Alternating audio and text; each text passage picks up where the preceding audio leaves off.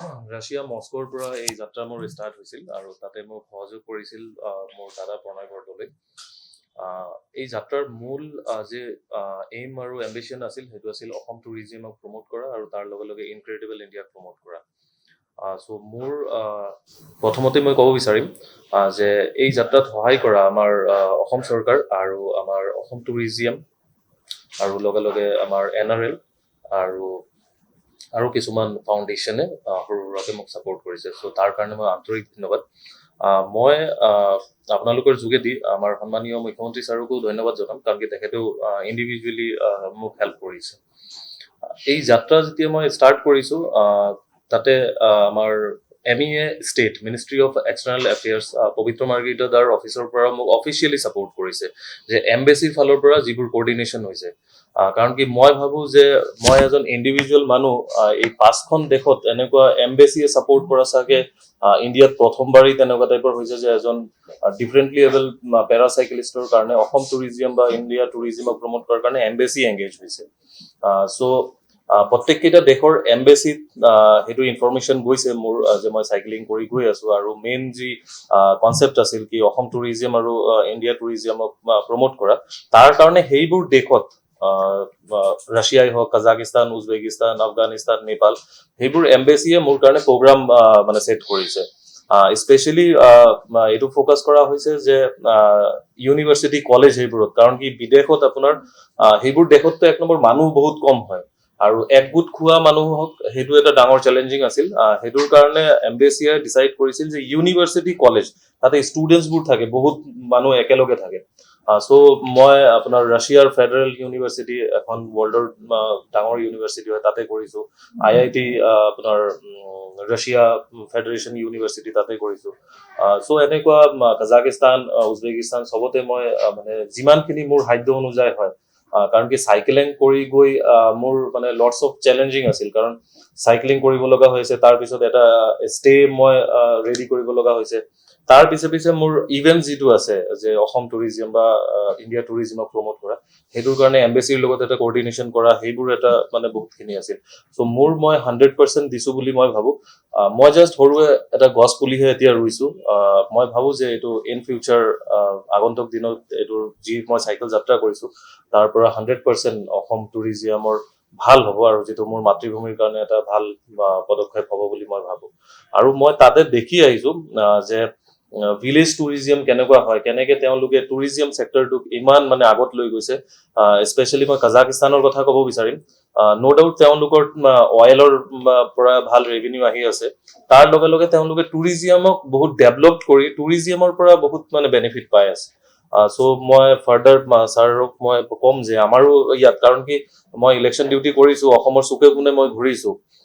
ঘূৰাত মই দেখিছোঁ যে অসমত এনেকুৱা বহুত স্কোপ আছে যে টুৰিজিমক মানে হাইলাইট কৰিব পাৰি মানে বিদেশৰ মাজত, কাৰণ সেইবোৰ দেশত আৰ্টিফিচিয়েলি বনোৱা হয় আৰু আমাৰ অসমত চব নেচাৰেলি বনিয়ে আছে। চ' আমি সেইবোৰত যদি সেই বিদেশী মানুহবোৰক আৰু ভালকে দেখাব পাৰোঁ, তেতিয়াহ'লে মই ভাবোঁ যে আমাৰ তাতে টুৰিষ্টৰ যিটো ভিজিটিং হয় সেইটো আৰু বহুত বাঢ়িব। সেইটোৰ লগে লগে আপোনালোক সকলো মিডিয়া পাৰ্চনক মই ধন্যবাদ জনাম যে আপোনালোকে প্ৰথমৰ পৰা এই জাৰ্ণিত আপোনালোকেও যি মানে আগভাগ লৈছে, সেইটো মই সঁচাকে থেংক ইউ ভেৰি মাছ। কাৰণ এই যাত্ৰাটো মোৰ অকলে যাত্ৰা নাছিল, মই জাষ্ট সৰু এটা ৰোল প্লে কৰিছোঁ, মই জাষ্ট চাইক্লিংহে কৰিছোঁ। কিন্তু এই যাত্ৰাটো মই অসমক ৰিপ্ৰেজেণ্ট কৰি ইণ্ডিয়াক ৰিপ্ৰেজেণ্ট কৰিছোঁ, আৰু আই থিংক মই ভাবোঁ যে এইটো ৱৰ্ল্ডত আজিলৈকে কোনো পেৰাচাইকেলিষ্টে ইমানখিনি কাণ্ট্ৰি চাইক্লিং কৰা নাই, আৰু ইমান এটা ভাল কোজ লৈ। আৰু এইটোৰ পৰা আগন্তুক দিনত কিমানখিনি কি হ'ব মই একজেক্টলি এতিয়া ক'ব নোৱাৰিম, কিন্তু মই 100% মানে দৃঢ় বিশ্বাস যে মোৰ আগন্তুক দিনত এই যাত্ৰাই মানে অসম টুৰিজিয়ামক এটা ভাল এটা মানে ষ্টেজ পাব বুলি আৰু মই আশাবাদী। কাৰণ কি যিমানবোৰ মানুহক কৈছোঁ, হেজাৰ হেজাৰ মানুহক কৈছোঁ, তাৰ পৰা এটলিষ্ট 10%টো আহিব আমাৰ অসমখনক চাবৰ কাৰণে।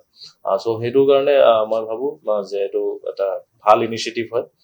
আৰু thank you very much sir, Padmapani sir, Pranay da, দাদা মোৰ মেণ্টৰ হিচাপে মোক কাম কৰিছে, ডেইলি বেচিছত মোক মানে খবৰ লৈছে যে, কাৰণ কি বহুত ডেজাৰ্ট মই পাৰ কৰিছোঁ, বহুত ৱেডাৰক মই ফেচ কৰিছোঁ। এফালে ঠাণ্ডা পাইছোঁ, এফালে 45°C পাইছোঁ, মৰুভূমি পাইছোঁ। সেইবোৰ জেগাত মই চাইক্লিং কৰিছোঁ। বহুত টাইমত মই গিভ আপ কৰাৰ নিচিনা চিচুৱেশ্যন আহি গৈছিল, সেইটো টাইমত মোক মেণ্টেলি ছাপোৰ্ট কৰিছে, নাই ৰাকেশ তুমি আগবাঢ়িব লাগিব, তুমি এতিয়া এইখিনি জেগাত ৰেষ্ট কৰা, সেইটো কৰা।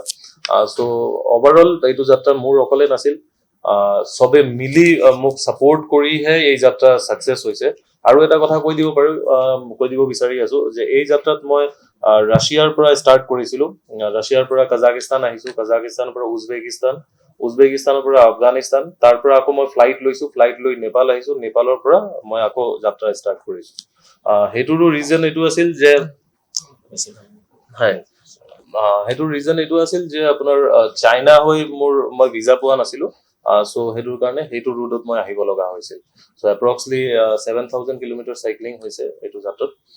চ' মই ভাবো যে মই 100% ট্ৰাই কৰিছো অসম টুৰিজিমক প্ৰমোট কৰাৰ কাৰণে। চ' ইমানখিনি আছিল মোৰ। কিমান দিন লাগিলে আৰু কিমান মোৰ অলমষ্ট এইটো 3 মাহেই হৈ গৈছে, আৰু মই ইণ্ডিয়াক লৈ 6খন দেশ মই যাত্ৰা কৰিছো। মই পুৰা প্লেন মানে এডভান্সলি মানে সেইটো প্ৰিপেয়াৰ নহওঁ, জাষ্ট একচুৱেলি এইটো সৰু সুৰা কথা কওঁ, মোৰ ইঞ্জুৰি হৈছিল, সেইটোৰ কাৰণে মোৰ ৰিকভাৰী পিৰিয়ড আছিল। চ' মই ভাবিছো ঘৰত নবহি মই কিবা এটা আকৌ মানে মাতৃভূমিৰ কাৰণে কৰো। চ' ইমানখিনি আছিল। চ' ফাৰ্ডাৰ মোৰ যদি কিবা প্লেন থাকে নিশ্চয় মই আপোনালোকক অৱগত কৰিম। আপোনালোক সকলোকে আদৰণি জনাইছোঁ। আজি বিশেষভাৱে আমি ৰাকেশ বণিক আছে আমাৰ মাজত, তেওঁক সম্বৰ্ধনা জনাবলৈ আমি আপোনালোকক ইয়াত আমন্ত্ৰণ জনাইছিলোঁ। আৰু ৰাকেশক হয়তো আপোনালোকে ইতিমধ্যে গম পাইছে, পৰহি তেওঁ গুৱাহাটীত আহি উপস্থিত হৈছেহি। এটা দীঘলীয়া যাত্ৰা, চাইকেল যাত্ৰা কৰিছিল ভলগাৰ পৰা ব্ৰহ্মপুত্ৰ, ৰাছিয়াৰ পৰা তেওঁ আহি গুৱাহাটীত উপস্থিত হৈছে। আৰু তেখেতৰ যি এটা প্ৰতিবন্ধকতা আছে, আপোনালোকে জানে, এজন পেৰাচাইক্লিষ্ট।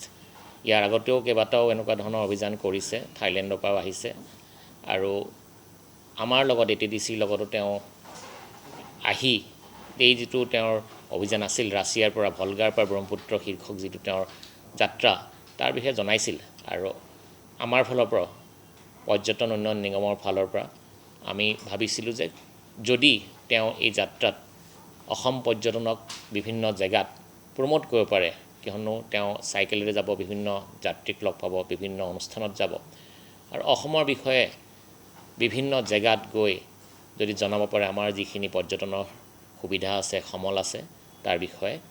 আৰু এই যাত্ৰাত দেখিছিলোঁ যে বিভিন্ন সময়ত ৰাকেশে আমাক জনাই আছিল হোৱাটছআপ মেছেজত বা বিভিন্ন সময়ত যে য'ত য'ত গৈছে তাৰ ফুটেজবিলাক লাহে লাহে পঠাইছিল, কেনেকৈ কি ধৰণে তেওঁ য'তেই পাইছিল সুবিধা পাইছিল অসমক তেওঁ উপস্থাপন কৰিবলৈ চেষ্টা কৰিছিল, অসমৰ বিষয়ে মানুহক জনাইছিল আৰু তেওঁলোকক ইয়াত আমন্ত্ৰণ জনাইছিল।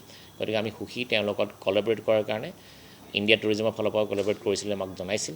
গতিকে আমি আদৰণি জনাইছোঁ তেওঁক। প্ৰায় 7,000 কিলোমিটাৰ তেওঁ চাইকেলেৰে অভিযান কৰি এই যাত্ৰাত বহু প্ৰতিবন্ধকতা বা বাধা বিঘিনিৰ মাজেৰে আহি ইয়াত উপস্থিত হৈছে। গতিকে আমি আমাৰ ATDCৰ ফালৰ পৰা তেওঁক এই যাত্ৰা সম্পন্ন কৰাৰ কাৰণে সম্বৰ্ধনা জনাব বিচাৰিছোঁ। সেইকাৰণে আজি এই অনুষ্ঠানটো আয়োজন কৰা হৈছে। ৰাকেশৰ লগত গৈছিল আৰু আমি দেখিছিলোঁ বিভিন্ন ছ'চিয়েল মিডিয়াৰ মাধ্যমেৰে যে তেওঁ সহযোগ কৰিছিল আৰু এটা সময় থাকি তাৰপাছত অসমলৈ তেওঁ প্ৰত্যাৱৰ্তন কৰে। গতিকে আজি এই অনুষ্ঠানৰ মাধ্যমেৰে আমি ৰাকেশৰ পৰা জানিব বিচাৰিছোঁ তেওঁ কি ধৰণে এই যাত্ৰা সম্পন্ন কৰিলে, লগতে কি ধৰণে আমাৰ পৰ্যটন ক্ষেত্ৰখনকো আগুৱাই নিবলৈ তেওঁ যি অকমান হ'লেও চেষ্টা কৰিছিল। যিকোনো খবৰৰ বাবে যোগাযোগ কৰক 7099017330 লগতে 7099017110 নম্বৰত।